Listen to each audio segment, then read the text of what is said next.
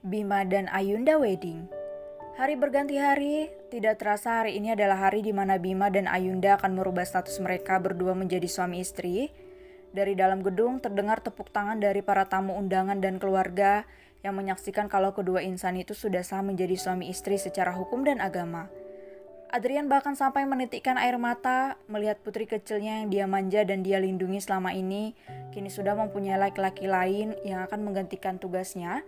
Dia berharap kalau Bima bisa menjadi pelindung buat Ayunda putrinya. Kita akhirnya jadi besanan juga, Yan, bisik Bara yang langsung mendapat anggukan kepala dari Adrian. Senyuman di bibir mereka menandakan kalau mereka benar-benar bahagia sekarang. Demikian juga dengan Clara dan Tiara, jemari mereka terlihat sangat bertaut bergenggaman tangan. Sesekali mata mereka saling silang pandang dan senyuman yang menggembang sempurna selalu setia bertengger di bibir kedua wanita itu. Langit sudah mulai berganti warna menjadi jingga, pertanda hari sudah mulai senja dan matahari sudah hendak kembali ke peraduannya. Lampu-lampu sudah mulai dinyalakan sebagai pengganti cahaya matahari untuk menerangi malam. Bima sudah terlihat tampan dengan balutan tuxedo berwarna hitam. Pria itu kemudian melirik ke arah jam di pergelangan tangannya yang ternyata hampir menunjukkan pukul 7 malam. Itu pertanda cara resepsi pernikahannya akan segera dimulai. Bima kini terlihat sudah berdiri di depan sebuah pintu yang tertutup, menunggu Ayunda keluar dari ruangan tempat wanita yang sudah sah menjadi istrinya itu keluar.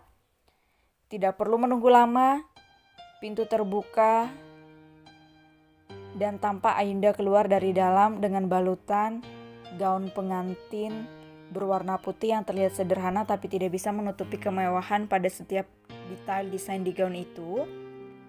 Bima untuk sesaat terpaku saat menatap Ayunda yang benar-benar sangat cantik di matanya.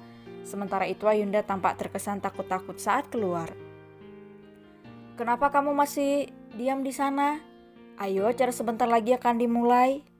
Bima mengulurkan tangannya untuk meraih tangan Ayunda. Dengan tangan gemetar, Ayu menyambut tangan pria itu. Setelah tangan Ayunda sudah berada di genggamannya, Bima kemudian mulai melangkah dengan perlahan karena dia tahu kalau istrinya itu menggunakan sepatu heels yang lumayan tinggi. Selama berjalan menuju tempat acara, keduanya tidak ada terlibat pembicaraan apapun. Namun ekor mata Ayunda sesekali melirik ke arah Bima yang pandangannya fokus ke depan. "Apa ada yang ingin kamu katakan? Kenapa dari tadi kamu melirikku?" Celutuk Bima yang membuat warna merah di pipi Ayu semakin terang menyala. "Tidak ada," sahut Ayunda gugup. "Oh, apa kamu bisa berjalan lebih cepat lagi? Soalnya acara benar-benar sudah akan dimulai." Bima kembali buka suara karena menurutnya jalan wanita di sampingnya benar-benar sangat lambat. Tapi aku? Ah? Teriak Ayunda kaget karena belum sempat ia selesai bicara. Bima sudah menggendongnya. "Kamu kelamaan jalannya," ujar Bima sembari kembali melangkah. Bima bisa mendengar jelas detak jantung wanita itu yang berdetak tidak karuan. Tapi pria itu tidak mau menyinggungnya karena dia tidak mau istrinya itu nanti malu dan kesal padanya. Acara resepsi dilakukan di gedung hotel milik Bima yaitu Sky Hotel. Bima menurunkan tubuh Ayunda dengan perlahan tepat di depan pintu ballroom dan siap untuk berjalan masuk bersama. Setelah dipanggil oleh MC, Bima dan Ayunda berjalan masuk bersama dengan tangan Ayunda yang bergelayut di lengan pria yang sudah jadi suaminya itu dan diiringi dengan lagu I Wanna Grow Old With You yang dipopulerkan boyband asal Irlandia yakni Westlife, dan juga tepuk tangan meriah dari para tamu undangan.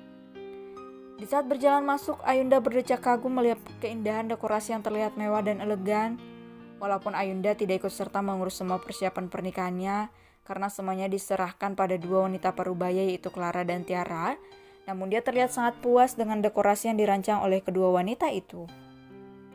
Acara resepsi berjalan begitu lancar dan acara itu dihadiri oleh banyak tamu yang tentu saja berasal dari kolega dua keluarga dan juga kolega Bima.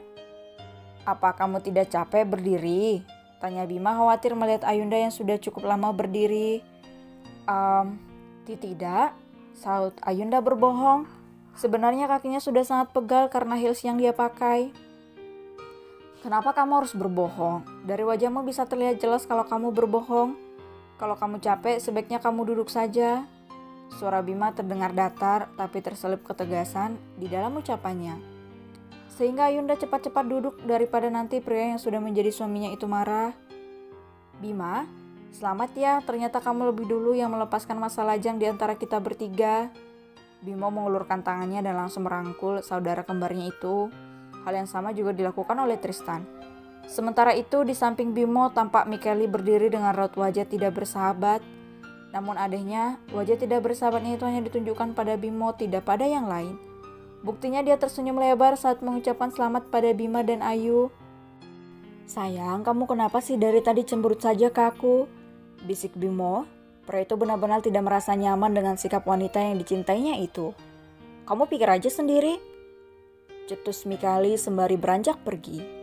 Sayang, tunggu. Dengan sedikit berlari, Bimo pun mengejar Michele.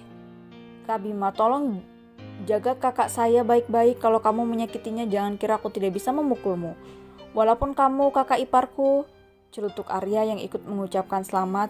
Ucapan pria itu terdengar tegas dan penuh penekanan. Apa kamu sedang mengancamku? Berani sekali kamu. Bima menghunuskan tatapannya berpura-pura tidak suka dengan ancaman Arya. Untuk hal lain aku tidak berani mengancammu, tapi hal yang berkaitan dengan Kak Ayunda tentu saja aku berani. Arya tidak gentar dan justru balik membalas tatapan tajam Bima. Turunkan pandanganmu Arya. Tatapan Bima semakin tajam. Emangnya kamu benar-benar berani pada Kak Bima? Sekali tanganmu melayang ke dia, belum nyampe aja tanganmu sudah patah. Terdengar suara seorang wanita menyeletuk. Suara itu berasal dari gadis remaja yang tidak lain adalah Salena.